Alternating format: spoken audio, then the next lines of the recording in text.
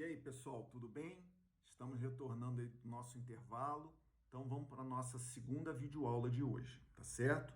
Bom, então, conforme eu também tinha postado no AVA, essa videoaula vai ser também, nós vamos fazer alguns exercícios, tá certo? Para nós praticarmos aquele conteúdo que nós aprendemos na semana passada, né? Então, abram o livro didático de vocês na página 124, tá certo? Então, página 124. Lá embaixo, vocês veem que tem assim, exercícios. Leia o texto a seguir e responda as questões 1 a 4, tá?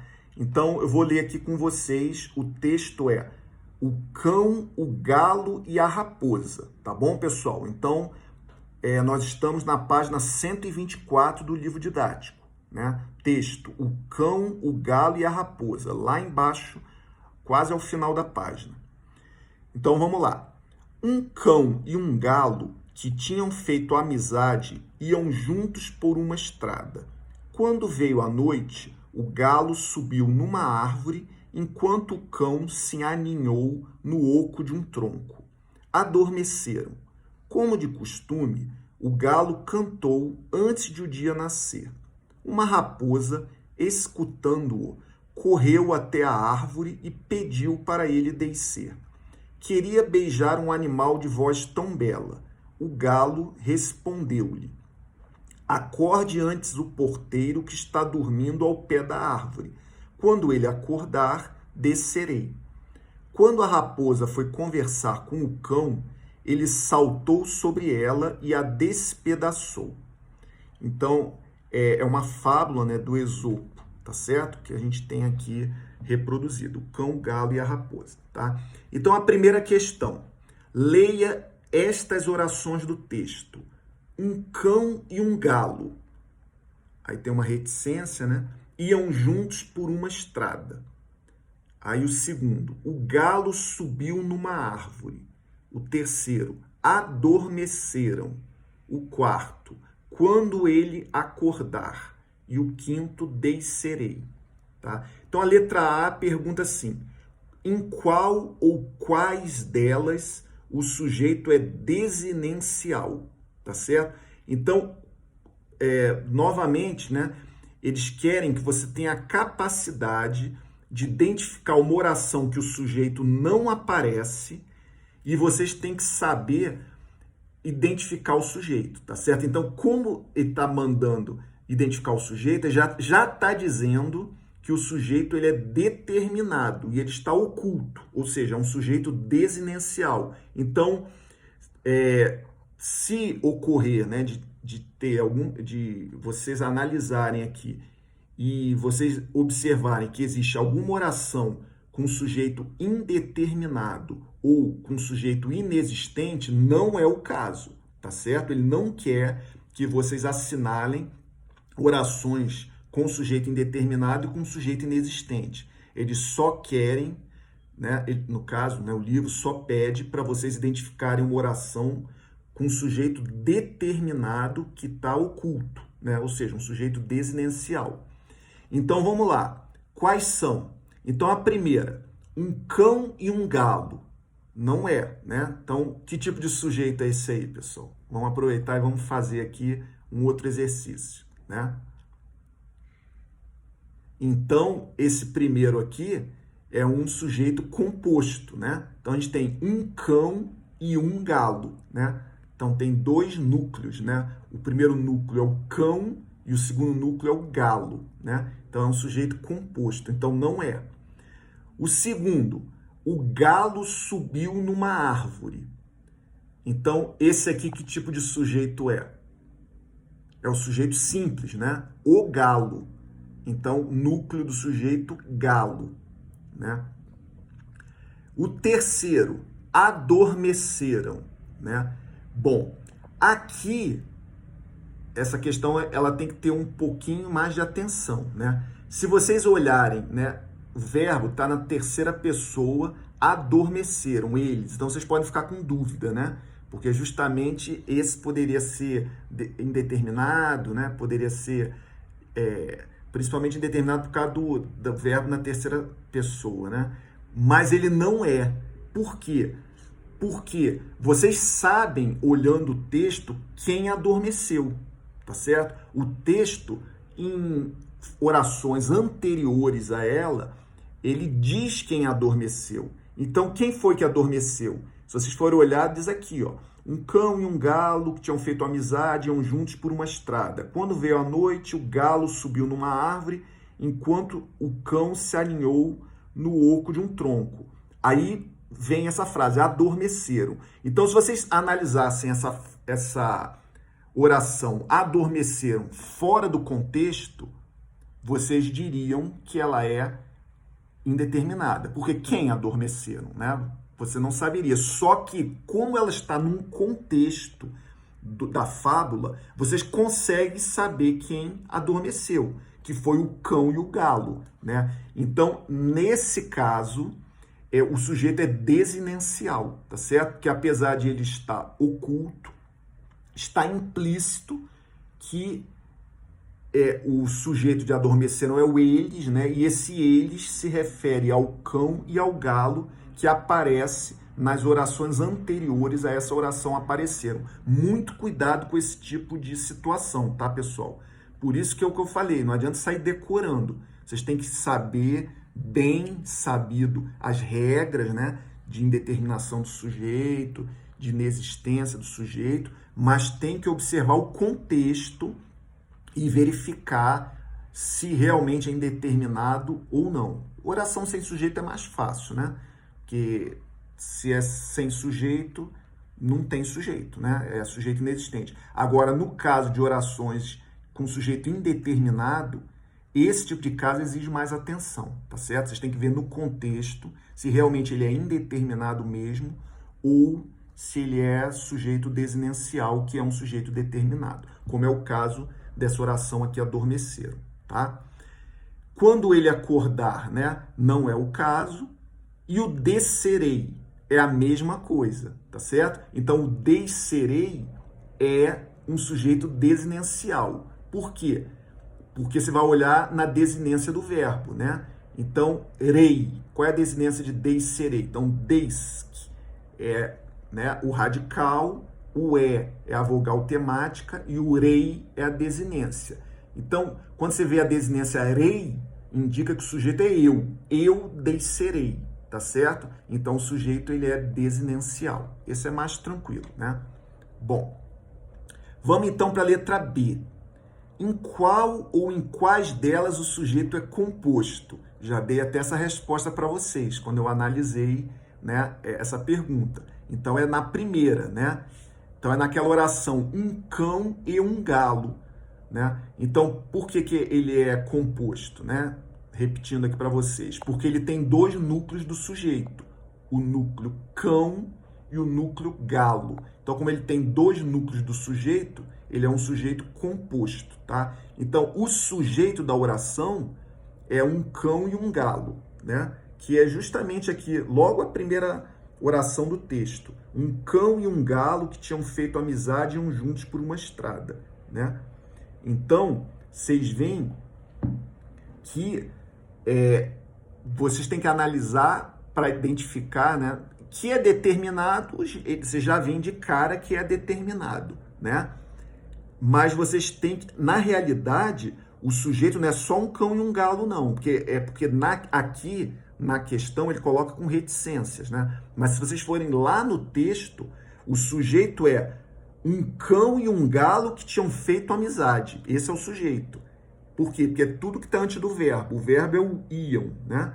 Então, tudo que está antes, já que está na ordem direta, tudo que está antes do verbo é o sujeito. Então, o sujeito é um cão e um galo que tinham feito amizade. Esse é o sujeito dessa oração, tá certo? Mas aqui, no caso do exercício, está com reticências. Então, aparece só um cão e um galo, né? Mas para vocês identificarem se é composto, no caso, vocês têm que identificar a quantidade de núcleos do sujeito, que tem dois. Então, o núcleo cão e o núcleo galo. Então, é sujeito composto, tá bom? Isso é bem tranquilo. Vamos para a segunda questão. Na segunda frase do primeiro parágrafo do texto, há uma oração com sujeito posposto. isto é, depois do verbo. Qual é essa oração? Então, na segunda frase do primeiro parágrafo do texto. Então, ó, é quando veio a noite, o galo subiu numa árvore enquanto o cão se aninhou no oco de um tronco, tá? Então, a segunda frase é essa. Então, ele está dizendo que há uma oração com sujeito posposto, ou seja, que aparece depois do verbo. Então, ele quer saber qual é essa oração. Então, a oração, ela é somente o seguinte: quando veio a noite, tá certo? Essa é a oração, né? Bom, a terceira questão. Leia esta frase. Quando a raposa foi conversar com o cão, ele saltou sobre ela e a despedaçou. Então, ele quer saber o seguinte. Letra A. Quantas orações há nessa frase? Lembre-se, cada verbo ou locução verbal corresponde a uma oração, né? Então, vocês lembram que vocês aprenderam na semana passada a diferenciar frase de oração e de período. Vocês têm que saber a diferença dessas três coisas, tá certo?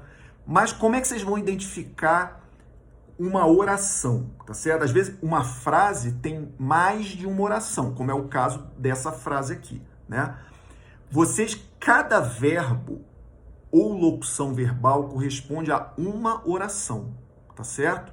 Então, por que verbo ou locução verbal? Porque a locução verbal ela equivale a um verbo, mesmo sendo dois, né? O verbo auxiliar e o verbo principal, mas é como se fosse um só, tá certo? Então, vocês têm que ver se a frase tem mais de um verbo. Lembro que se a frase tiver um verbo e uma locução verbal, ela tem mais de um verbo, tá certo? Porque a locução verbal equivaleria a um e o verbo equivaleria a outro, né? Então, é como se fossem dois verbos, né?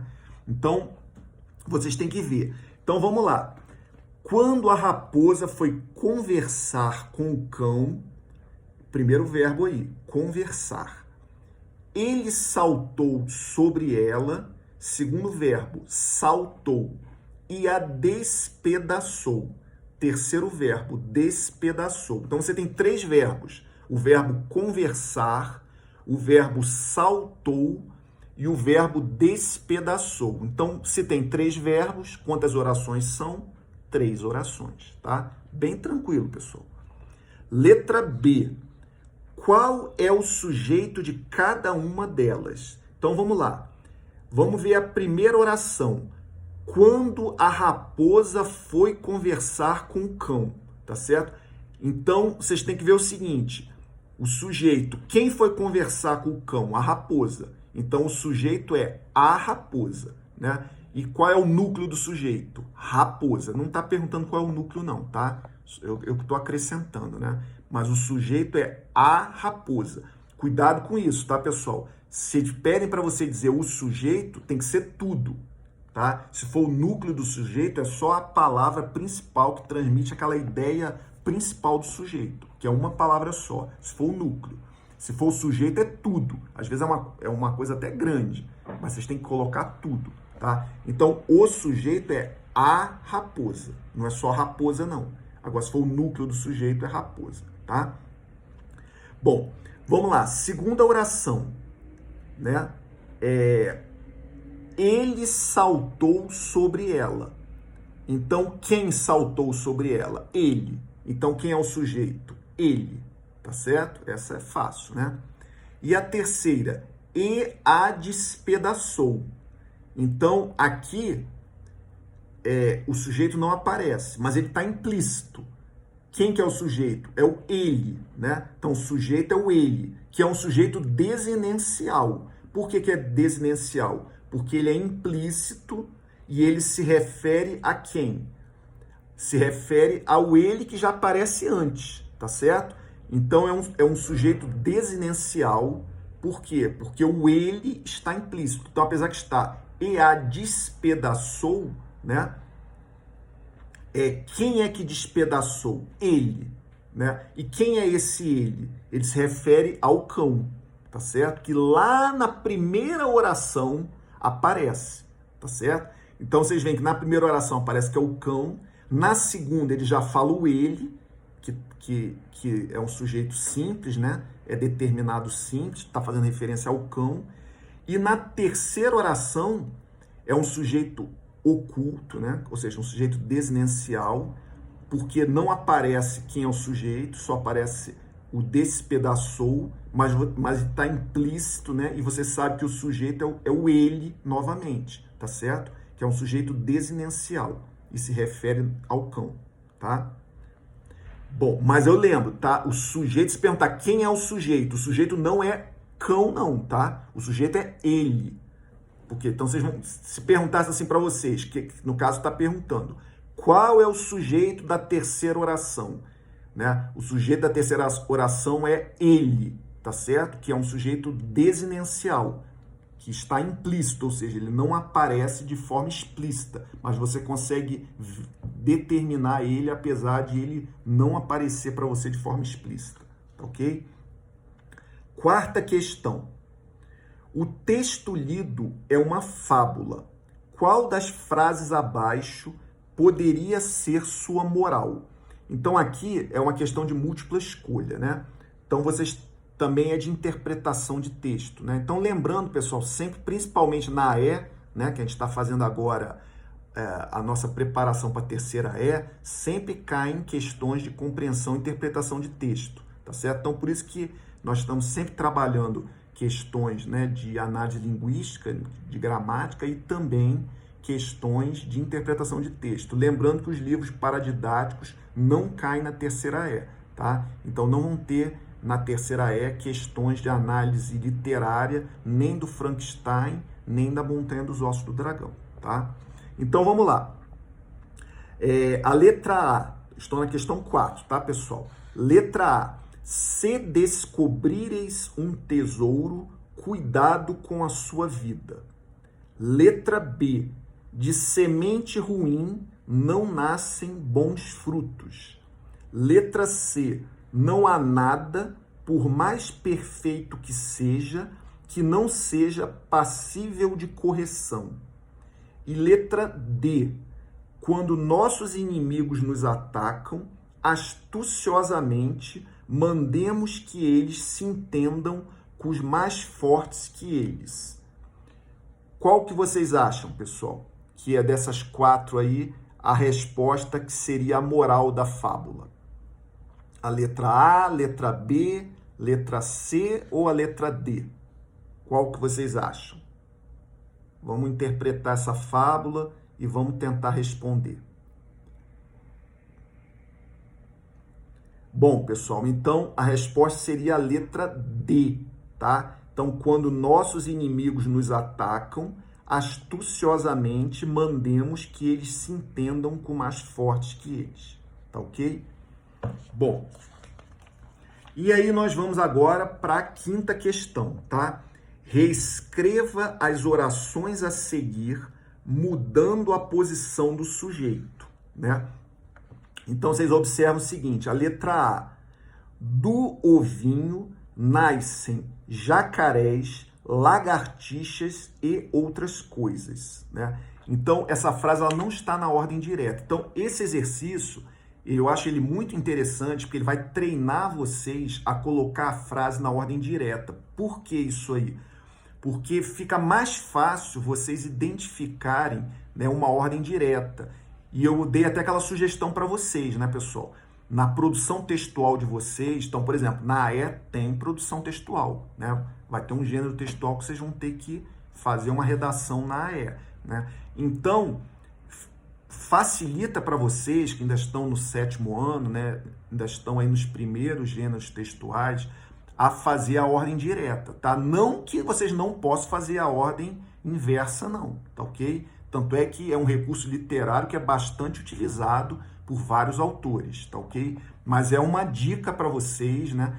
Que fica mais fácil fazer uma ordem direta, tá ok? Para vocês que ainda estão aí dando os primeiros passos e alguns aí têm até um pouco mais de dificuldade de fazer uma produção textual, tá ok? Aqueles que já se sentem mais à vontade podem fazer tranquilamente a ordem inversa, tá? Mas fica a dica. Então, esse exercício, ele quer treinar isso para vocês. Ele quer que vocês mudem a posição do sujeito.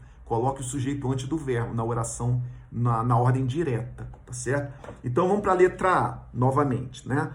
Do ovinho nascem jacarés, lagartixas e outras coisas. Como é que ficaria a resposta mudando a posição do sujeito? Então, ficaria da seguinte forma. Jacarés, lagartixas e outras coisas nascem do ovinho, tá certo? Letra B. Ao meio-dia em ponto, caiu uma chuvinha fina e gelada. Então, vamos mudar a posição do sujeito dessa letra B. Como é que ficaria?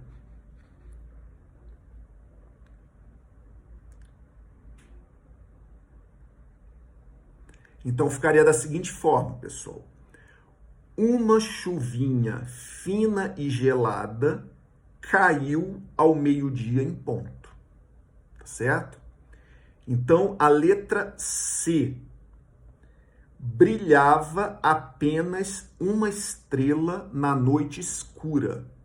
Como é que ficaria essa frase aí? Essa oração, melhor dizendo. Como é que ela ficaria?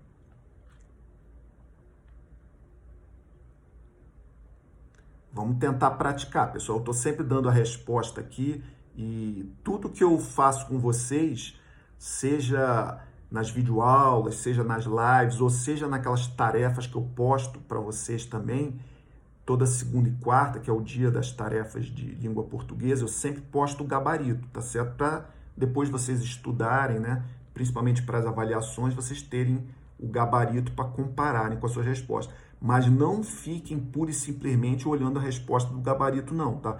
Tentem fazer e depois comparem com a resposta do gabarito para ver se vocês acertaram ou erraram, tá? Então, essa letra C, pessoal, como é que ficaria? Ficaria da seguinte forma. Apenas uma estrela brilhava na noite escura, tá ok? E, por último, a letra D. Crianças e adultos gritavam de medo na montanha-russa.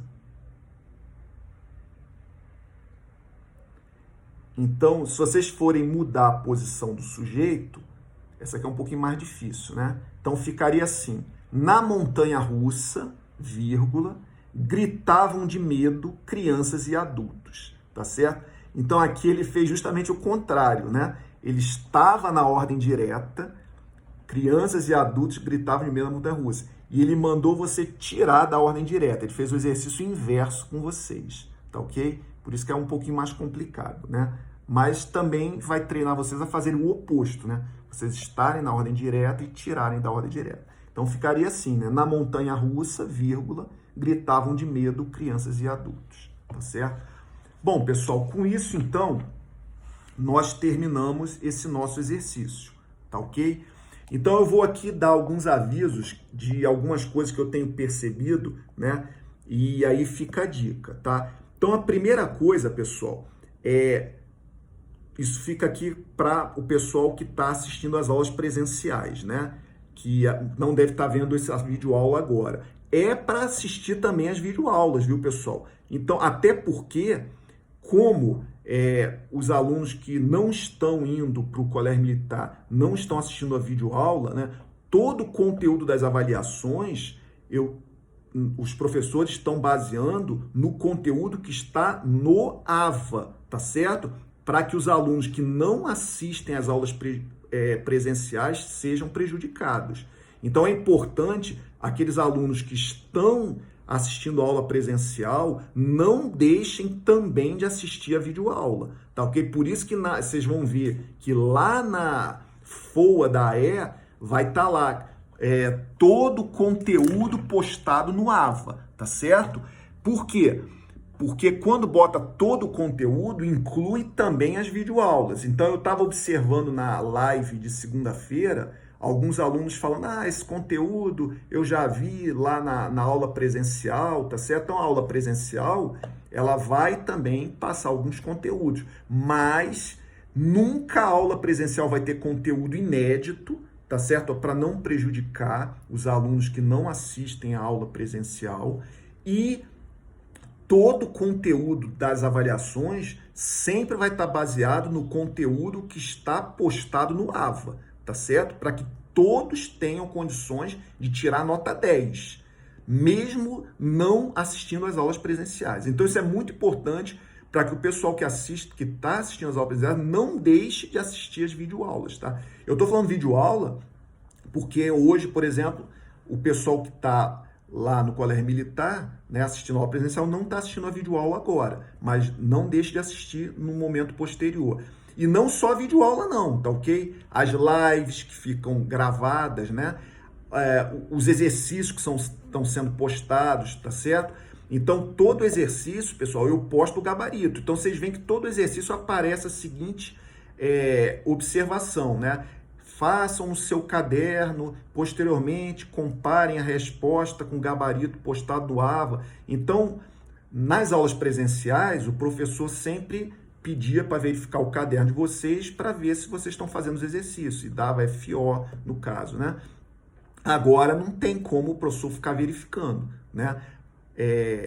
Mas, exceto o pessoal que está com risco de reprovação, que aí tem uma sistemática diferente, né? Que tem a professora Patrícia, e esse pessoal fica mandando no privado as respostas dos exercícios para a professora Patrícia corrigir, mas é uma situação diferente, que são aqueles alunos que estão com nota baixa e que têm um reforço escolar paralelo, tá certo? Que são 8 alunos, né? Mas a quase totalidade dos alunos não está nessa situação. E até ficou uma dúvida, um aluno até que me perguntou, tá? Esse pessoal que está em reforço escolar, que são esses 8 alunos que estão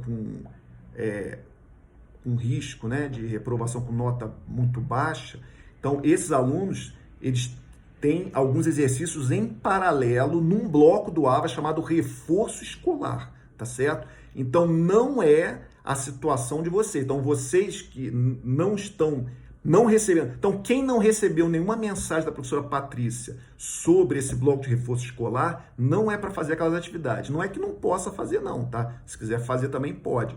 Mas não segue a sistemática daquele pessoal que tem que fazer, que tem que enviar o exercício, a professora corrige, tá certo? É outra sistemática, né? Vocês não.